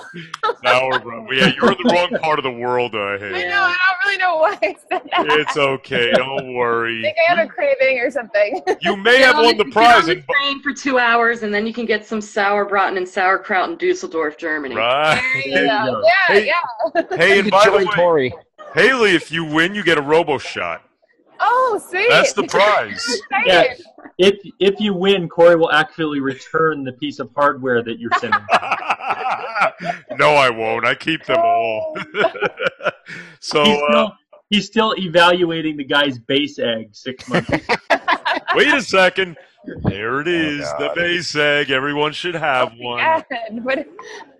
So, do we have our next guest, Mark? What's the story? He went to go get coffee. What do you mean he went to go get coffee? Where'd he go? That's a classic John Green to thing. Germany? You go to get coffee and then you disappear. RGB Spectrum stood us up. John didn't show. What? And Really? then, We don't appreciate that. Tim came to the booth early twice from Barco, so he went to go get coffee, and he's coming back. Did Tim go to Starbucks or Pete's? He went to Von Etten's. Von Etten's. Hey, by the way, since yesterday, I tell you what, I think Pete's is our official coffee of the cAValry Ride show, Mark. What? Yeah. They actually were engaging with us quite heavily on Twitter this morning. That's nice of them. Were they really? They were. I mentioned that Pete's was too far for me to drive to this morning, and they came back in very quickly and said, "But it would have been worth the drive." That's right. Absolutely. So Haley, they have some smart marketing people at Pete's. They actually know to respond in a social media setting. Right. I'm saying, actually, Caribou is very good at that as well. Just saying, another coffee social media person. Caribou. We used to have Caribou here. Now it's Pete's, but I know you guys got Caribou out there. And Stacy, she has Natalie coming on all the time, and we ask her about Caribou and her favorite drink there. So, That's so funny. Did you know that the girls at Vadio got onto a billboard for Caribou? Oh. What? Yeah. They tweeted a picture, and they asked if they could use it for their billboard. So they did in Minneapolis. We got a Pete's Caribou connection here. This is terrific. So, Mark, why don't we see if our next guest has arrived? I don't think he has. He's still getting coffee, Corey. Are we just remember lines? You remember the lines at Infocom to get anything to eat or drink? I'm sure ISE is like 1,000 times worse. Oh, so he's waiting on a 20-deep line to get coffee, and now he'll probably be here in about 45 minutes. Yeah, he's blowing us off. Yeah, actually, how big is as far as I saw they were trying to set record numbers of people attending ISE compared to Infocom. Is it bigger? Is it more on the NAB level of amount of people? I was told that this year there's going to be 59,000 was their best guess. So they're anticipating for 59,000, but it's supposed to be. They're assuming it's going to be more like 56. I believe last year they got about 50. So pretty comparable, I think. Mm-hmm. What was Infocom this year? It was only like the 30,000 or something, wasn't it? I think so, 30-something. Yeah. So it's a much bigger show, but like we were talking about yesterday, ISE is really a joint venture between Infocom and CEDIA. Right. So you gotta kind of pull those two shows together, and then you can kind of figure out what the audience would be. Yeah. But I think that's kind of cool. Other than the fact that Resi integrators kind of wander over into our commercial space during the show, which isn't, then we have to have the Telemundo, Ron Burgundy anchor guy throwdown. So what's up, Resi bitches? We've had a whole bunch of throwdowns in the recent shows. Should we have an ISE throwdown? Huh? What do you think? We should. We should have a commercial versus live install versus pro versus Resi 4-way battle royale. Hey, and then you have to get all the offshoots, the little offshoots for like commercial. You have federal government, you have actual commercial proper. You have like guys that just do universities and higher ed. Right. Get stabbed in the eye with a pencil. Hey Chuck, could you tweet that out? Chuck, hit all the ats and hashtags. Throwdown. I mean, this could incite a riot. Hey, the card girls. Is that where we're going to go with this again too? You got to catch me up into that little kerfuffle was going on yesterday. I wasn't able to follow it on Twitter. What was that? You had a kerfuffle going. Kerfuffle? Yes, you had a kerfuffle. That's the word of the week. Well, is that a hashtag? It's a Microsoft kerfuffle. It's like a Danish, but just more like has a fish taste. Hey, how many times has Haley said Microsoft? I don't know. Oh, she only did it once. It only fell out once. Is that right? We can coax her out. Yeah, that's right. Haley, you're not keeping I up don't know what you're your talking about. Yeah. Right. Audio? You said Vadio at least 5 times, so that's okay. Other guests haven't said Vadio yet, Haley, so it's a good thing. So here's my question for Haley. Hey, I will do a name drop for Chief, by the way. Looking good over there, Chief. Yeah. Here's my question for Haley. Haley, it looked better with Coxon in the booth, right, Mark? Exactly. Did you say booth? Oh man! Yeah, it's the stand. If he was standing in the stand, Coxon would be great. Exactly. So Haley, I'm wearing AMX. I'm kind of a climp because we actually have someone from Vadio on the cAValry Ride show. No kidding. And we have no Vadio gear. No swag. No Vadio gear whatsoever. I promise it'll come your way. Actually, I made a new thing. Well, this is the wrong one. Can you see my button? Oh, yeah, the button. I can see the button. Oh, I like one. This one won't make sense to everyone. This is Keep Palmer with Sally. Sally's our international channel manager here. And literally, we have lines of people coming into our booth, and nobody will come. We'll be like, oh, can we help you? And they'll be like, we're here for Sally. Like, they'll never come talk to anybody but Sally. So for our booth staff, we did that. Okay. Sorry. And then for our regular swag, we're doing our Keep Calm and Cat 5 on. So have a little bit of fun there. Did I cut out? Yeah. Yeah, we're gonna have to let Haley go. We have 2 people waiting for seats. Okay, guys. Well, thank you for having me. Well, Haley, thank you so much. Thank you, guys. Love you. Good seeing you. Good seeing you, Haley. Had a blast. Bye, guys. Thank Have a good one. you. So we got who coming in next? Mark. We got Tim. I think we bring them both in, Corey. Oh, we can't bring them both in. Yeah, we can. One of them was late by about 30 minutes. All right. All right. They're not competitors. I mean, it's not like we're bringing in. This is true. Hey, we could have an RGB Spectrum Barco throwdown.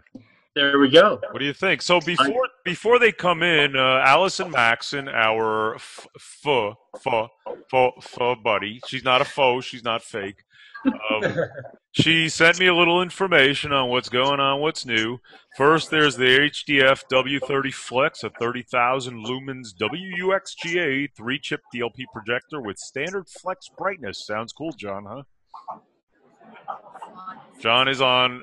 He's on mute, which is good because I think I saw F to the K. Oh, my God. I'm back. Oh, Jesus. I'm back.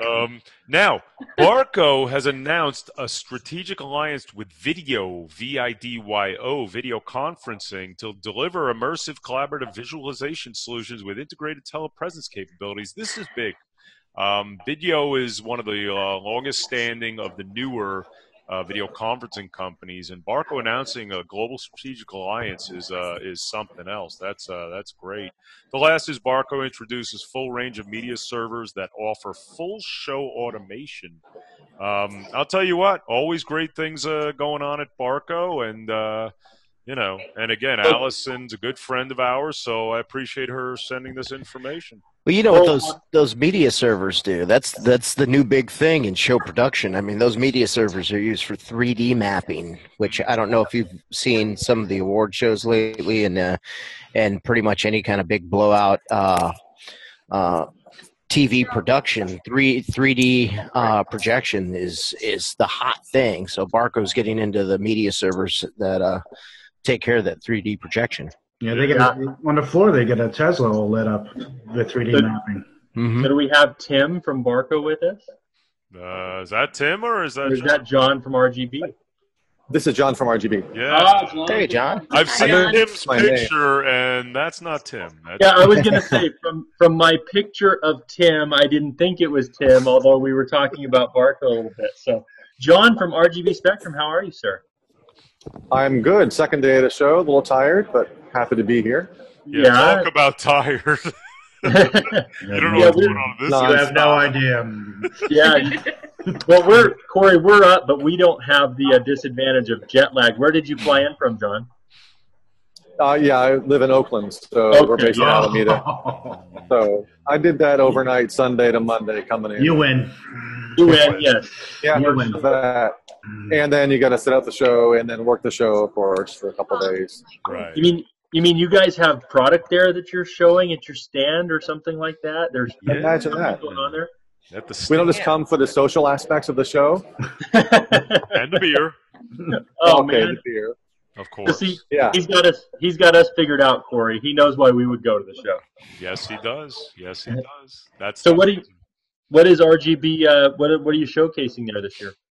So we've got our control room management products. It's a mouthful of letters. MCMS. That's our. I know, huh? We need our little acronym guide here. That's our control room management system with a software component, also our multi-viewers and wall processing. So that gets us really great looking video wall on the show floor, a couple of control stations. Shows people how we can operate in the control room environment, one of our mainstays. We also have a virtual GUI demo of our new Galileo wall processor we introed at Infocom last year. Okay. And we have our remote desktop product, the VDA, another acronym. So we have lots of little toys at the show. So RGB Spectrum is the acronym company. Yes, for sure. Correct. We have our little TLA guide available if you like that. Oh, there you go. The EAE, the excessive acronym expert, right? Exactly. Wow. Add that as my title. There we go. Well, I used to overlap with somebody who I don't think she's any longer with RGB, but Janine Zaffino down here in Orange County. Oh yeah, I'm in Orange County. J9, as we affectionately call her, right? J9. Well, she signs her emails that way too. Yeah. Yes, Wow. exactly.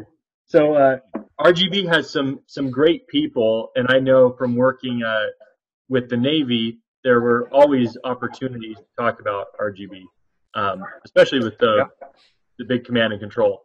So that's RGB is known for many years. In the military side, I come in from more of the AV side before, but they're well known. We've been in business for like 25 years, right? Forever. Really solid company, solid products. Got it. You know, John, I was in integration space for a little while. I jumped out for a little while. I may end up getting back in, but you know, we did a lot of speccing of RGB Spectrum products, and you know, always good experiences with RGB Spectrum products. And we didn't have to pay you to say that either. That's the good thing. This is true, although you probably will have to. I'll give you the address to send it to. And by the way, Mark, John has some unique talents. So I think we'll get one of them in the way he can speak. So what John's going to do is the next question he's going to answer with that voice. Okay. I fed you this. I know. Yes. Well, we're going to make you do it now because you're on the cAValry Ride show. So, Mark, ask John another question. So, John, you mentioned a new video wall processor called Galileo. What does that add to RGB there? Let's see. I don't know if I can do it in this voice versus the canned voice for other things. So it's the truck pull voice. Yeah. Let's see. The Galileo processor allows you to do multiple streaming inputs as well as your direct baseband video inputs too. All from RGB Spectrum. It works better with the Watch the Big Boys Playing in the Mud this Sunday at the Hoosier Dome. Everybody's past comes back to haunt them. This is going to haunt me. I know. Yeah, and this show is going to go out to about 1 million people across the world, John. So you might have a second career. Well, yes, you mentioned your broadcast background too. So yeah, look where it got you. Absolutely. Yeah. That was a good base for me to come in with a lot of years in broadcast video post-production. A lot of I was a user for a long time, then went to work for the manufacturers of this stuff. So for me, it's pretty fun working for companies, tell them how to make the GUIs better, how to make the overall operations better. Bringing that past. Yeah, it's great when companies branch out and they start to grab those end users and bring them in to help make the product better. So that's a great piece. With RGB, you were mentioning video wall, and obviously 4K is all the buzz, UHD. Are you guys doing anything where you're outputting 3840 by 1920 on the output side and taking in multiple 1080p inputs on the input side? Yeah, actually, we've had a product for a couple of years called the SuperView 4K. Yep. So we're known for the multi-viewers as well. The quad view we kind of invented, I guess. So we've had a SuperView 4K out for a long time that does 1080p inputs and 4K inputs, outputs to a 1080p or 4 1080ps on the output side for a 4K display. And we have lots of things in development as well. We certainly see 4K around the world and know that it is becoming more and more pervasive. So there are some things I can't quite talk about yet that very soon you'll see releases on some newer products as well.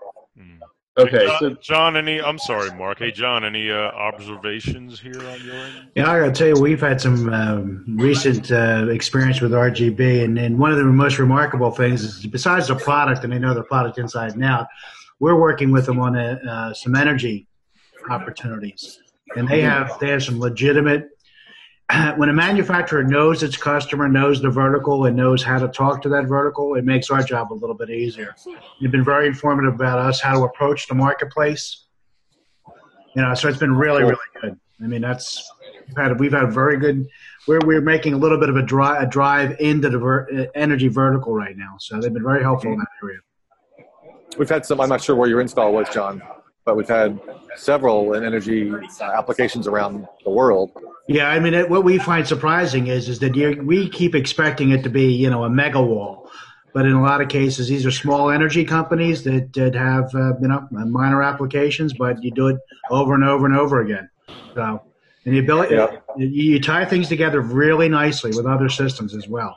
So, and we have the basic MCMS thing here. That's often what we're talking about, the control room management. Yep. You can have a couple of control stations. You can have Yep. a video wall, no video wall. We have people that have a 2x6 array at the operator stations or a Yep. mini video wall. That's exactly the application that we're talking about. I mean, we're tying a few locations together with one central and tying some other technologies into it. So, you can take somebody who works in a different city, even or different Yep. building, Yep. and bring them in Exactly as well. right. So they're Yep. not in the same room. Yep. Doing all this stuff for the show And floor. again, and I think that you built it into a large degree. I mean, at least from our conversations, is you built that with that in mind. I mean, you went to the end users and you took that feedback and you built it into the product. So again, That's that the makes way. our job easier. That's our goal. Yep. And some of the stuff in MCMS too that's come up with the show is integration time. You can set up the whole room like this in 20 minutes. Yep. That's what our engineer has actually done at the show. It's really simple. Once you have all your stuff in a row, and we help you design the systems as well, so we can make sure we're doing it right. Yeah, you've got the right resources for what we need to get done. No doubt about it. Yeah. Glad to hear that. So before we get to John's other story, yeah. so Krista, do you use a lot of acronyms in your job? Yeah, probably, but a lot of them are probably self-imposed acronyms that I use. I think John's are too, by the way. Nobody will ever know. Hey, Krista, these technologies and all, do you go out with this in your company at all? Yeah, I'm familiar with like the RGB spectrum lineup and utilize that with video wall applications and whatnot. I was very familiar with a lot of the products that when we were talking to Denon Pro. So a lot of this stuff is something that we apply. My company is slightly different in the fact that we do the AV portion, but we also do a lot of broadcast and production, like TV studio type applications. So that's a whole nother world of acronyms that I'm trying to learn.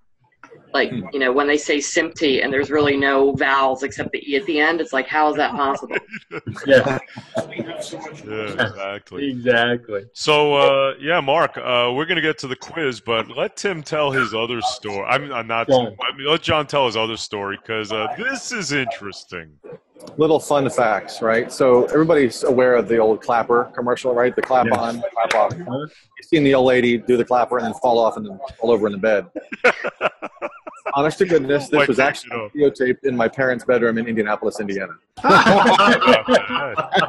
One of my small claim to fame. How about that? Was the lady you fell over in the bedroom too? Yeah, exactly. It's better that your parents' bedroom's claim to fame is the clapper and not just the clap. So that's good. They didn't. I knew he was going. Oh my God! Did you have to go? And the other funny thing about this is that claim to fame, we're going to be talking about it because we know you. Right. We're going to be like third generation deep. So now I know the guy whose parents' bedroom the clapper commercial was in, and I also met the guy whose dad sold all the Tang to the Heaven's Gate cult. I did. I met him in a show. What stories you have to tell now? I know. Look at this. Tang. Does anybody, Krista, you know what Tang is? I mean, Yeah, I drank Tang. Okay, good. All right. I don't drink it anymore, but does anybody drink Tang anymore? Does it even No. exist? They still Just make the it. monkeys that go into space. I don't think they make it anymore. I'll have to check the supermarket when I go over. I probably got some in my cupboard. I'll be right back. Yeah, I'll ask the kids over there who work there for Tang, and they'll all give me strange looks. Like, what are you talking about? What the hell? Well, next to the space food sticks in your cupboard. Right, exactly. Remember those? Yeah. So, Mark, we have Livewire here who is going to play the game, and parting gifts are unbelievable. You know what? We have a Ferrari. Okay, John. What scale? And by a Ferrari, we mean we'll put you on a podcast with Victoria Ferrari. Right, exactly. In Colorado. I know her. Texas. In Houston, Colorado, Texas. Houston, Colorado. And by the way, a little shout out to Synergy CT, one of our best follower members on cAValry rides. So they're down in Houston, Colorado, John. So So I'm doing my homework. It is #Tang Social. There we go. Nice. Wow. AV Tang Social. There we go. Tang. Wait. There's some pictures. No, that's not the right one. That's not the right one. Yeah, And while John works on that, John, so John Henkel, we have a quiz here. The rest of our members have all went through this 7-question quiz, and we're giving away a prize. We're going to give you the opportunity to log in 7 answers, and then we'll notify you later of your placement in the contest. But they're all questions that have to do with facts about the place you're in, the Netherlands. So we're going to go through these quickly. We have 90 seconds for 7 questions, and we're going to start now. A herring with chopped raw onions and pickles is a national dish. How many millions of pounds do the Dutch consume of it each year? Can I get a choice? No, no millions. multiple choice here. Oh, These are all fill-ins. How many millions of pounds? 2 million pounds. 2 million pounds. Okay, the next one. 70% of the world's supply of Chuck's favorite food comes from the Netherlands. What is it? The Mad Sound guy. 70% Chuck's favorite food. Yes. I mean, what is the favorite food? No, his Yes. favorite food, yeah. Oh, yeah. That's the Stroopin waffle. The Stroopin waffle. Right? Awesome. How did he know that? Anything like the kerfuffle? Because I love them, too. Hey, Chuck, Yes. you got to go on Facebook with that. The Stroopin waffle. So the Dutch are the world's blankest population, with men averaging over 184 centimeters. I would say tallest. Okay. The next question. This alcohol was invented in the Netherlands, and it's commonly mixed with tonic. What's Genevieve? There's some, right? Is that it? Genevieve? I'm not saying, but I'm nodding. So we'll Yeah, go to the something next like one. that. Thank you. Can't feed you the answers, John. This But is you could all- nod profusely. No, I can do a bobble. A person in the Netherlands, on average, drinks how many pints of beer each year? Oh. Let's see. 24,000. 24,000 pints a year. Wow. Okay, that's People are really drunk out there in the Netherlands. It's like they're partying with me and Krista. Yeah. Right. They're trying to keep up. I think Chuck can hoist that much beer. In an hour. Hey, Wade Boggs, we're challenging you. All right, Chuck is. There he goes. You're a wuss. I'm going to tell you right now. You can't drink half of what Chuck drinks. So this is all a lie. The fabrications, Charlie Day, your BFF. You know, he don't know. So, John, with 25% of the Netherlands below sea level and another 50% less than a meter in elevation, what were the windmills originally used for? Windmills were used for flooding, for like sump pump, pumping the water out. There we go. And the last one, the Netherlands is the largest exporter of this, running for 7 billion euro. Can I go back to the previous answer, the Stroopin waffle? Stroopin waffle. Or Heineken. Heineken's the next one. Hey, John, are you looking this up? What is No. a John Stroopin Green. waffle? No, John Green. Is he? No, live? no. No, Just not a- at all. Wow. Awesome. All right, John. We'll have to let you know. I think you might have fared pretty well in this contest, though. Do you think he's going to get the guest spot with Victoria? I think he might win the guest spot with Victoria Ferrari. Wow. Awesome. John, that is a great prize, I must tell you. I'm very Bonus thankful. points for not saying Microsoft once during his entire No, interview. he didn't say Microsoft. Hey, John, say Microsoft. See, what am I getting into? See, better judgment took over right there. It's part of the contest. And just one other question: How is the copyright infringement lawsuit going against PYPB PR system? I make no comment. All right, John. Thank you so much for joining us. Thank you, John. Thank you, guys. Thank That was you. fun. Thanks, John. Be safe there in Holland, and good luck to you at ISE. Yeah. Thanks very much. Good luck. Thanks for coming in. So Tim had to go to a meeting. Tim Sinev at Barco, but I just do want to reference Barco's their new residential division. This is big stuff for Barco, and part of what is on the website. Now celebrating our unique 80-year pedigree. Barco Residential is a return to our origins, bringing the very pinnacle of our image and sound technologies to create unique experiences for our discerning customers to share with their loved ones in the privacy of their own homes. John, you guys do resi work? Or No. You don't do any resi, okay? Not even a little. Yeah, we don't either. Well, no. That's okay. I mean, not a lot of commercials, but, for those who do resi out there, Barco's brand new division, and definitely check it out. I think it is something to see. So guys, I'm gonna cue you in. I'm gonna cue you in quickly on the answers to our questions, so we all know what we were talking about here. Oh, wait, guys, somebody else is in the room. Hey, we got somebody who looks like Gary K. I'll be right back. I just want to tell you, give me like 3 minutes and I'll come right back, okay? And I'll get on with you guys. All right. Awesome.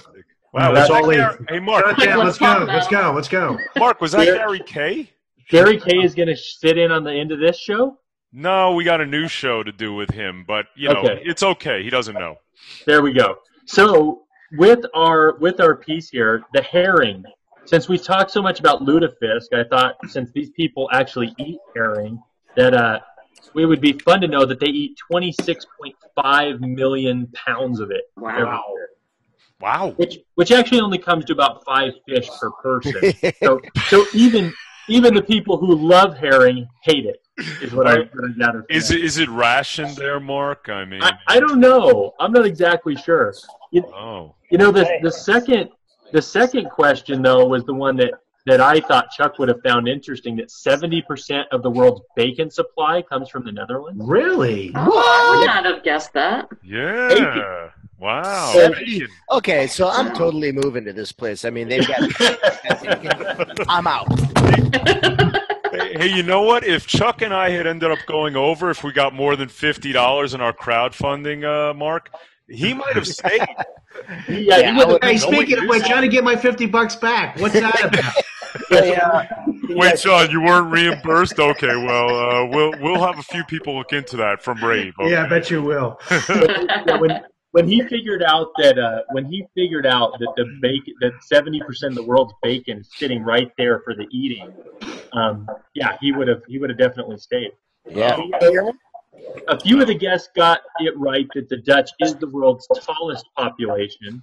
I think I was 184 centimeters is about 6 feet tall, by the way. Wow. And so Anders is 7 feet tall, so he's probably the tallest person in that place. And then the women, by the way, are all a little over 5'6". Oh, wow. Average. The women population. What do you know? Yeah. They have women there. They do have women there in Amsterdam. 3. They're real popular. 3 women. 3 women.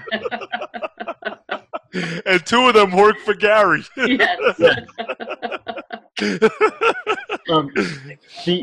guys hear me? Yeah. The alcohol invented in the Netherlands was Genever or gin. Yes. Oh, So good. people John got got that right. that. That was very good. So, and then this one was actually low. So, with Holland being the second largest beer drinking population, the average person in the Netherlands drinks 156 pints of beer in a year. Wow. Wow. That's not a lot. That's like a weekend for me. That's I right. know. Chuck can drink that, in a day? A couple of days, Chuck? Yeah. See, 156 pints. If I sat down with Wade Boggs, that's like a 3. I wonder if Wade Boggs could drink half. Wade, you know what? You are a wuss, okay? Chuck is going to drink it so far under the table. I think it's hilarious that Corey's like, Wade Boggs, you're a wuss. Chuck's going to beat you up. Yeah, Corey's the guy who picked the fight and then went and got his brother. Oh, my God. Or his sister. Hey, listen, I have a brother and a sister, so I would enlist my sister. I'll tell Me you. too. Yeah, oh, you too. Wait a minute. My sister my sister would tear me to pieces. Ooh. Wow, in a dark alley, Mark? In a dark alley, for sure. For sure. So with 25% of the Netherlands below sea level and 50% less than a meter, John got that right. The windmills were used for pumping water. Ooh, wow. John Henkel sounds like he won. Good call. And he did, actually. And you know what? Did you know that when Hurricane Katrina hit, we actually consulted the Dutch to figure out what to do with all that water? No kidding. Yep. Wow. Their response was, "We're good. We have enough." Yeah. So it looks like John Henkel won the Ferrari. So Gary, what you how does Pexip with the hometown of there lose that contest? They're not. No. They're from in Norway. Oh, okay. That's why. That explains a lot. The second place team was actually Ivan and Martin. I don't know if Martin is from Netherlands, but he might be. Know a lot. Might. The last one, the largest exporter of this. The Netherlands is the largest exporter of cheese.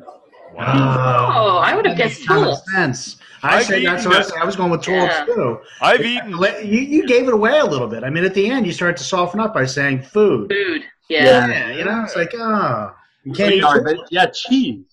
So you know what, Gary? Looks like John Henkel from cheese, bacon, and beer won the contest. You need to provide him a Ferrari, and he wants Fire Engine Red. Okay, that's the contest win. Is a Pexip orange. Make it Pexip orange. No, I don't think so. No, I don't think so. Okay. So Gary, go out and get a Ferrari after the show and send it to RGB Spectrum. No worries. All right. Fantastic. There you go. So, Mark, is it time to wrap this thing up? It's time to wrap up cAValry because we have a conversation with Gary Kay that we want to get to. So we do. 2 hours, Mark. 2 hours. Are we on the 2-hour mark? You're at the 2 hour mark. Yeah. I think so. Yeah, the RoboChuck hasn't kicked in, so we kind of lost track of time. We didn't get RoboChuck this time. He doesn't come in Amsterdam. He only comes in the United States. We had five amazing guests come in, and then so we appreciate everybody who came in from ISE. We thank John Green and Krista for sitting in as part of the cAValry crew tonight. And from Corey Moss, Chuck Espinoza, Mark Cox, and John Green, Krista Bender, you've been listening to the cAValry Ride Show on Rave Radio. See you next time in the next guys. episode. Thanks. Peace. Take care. Take care.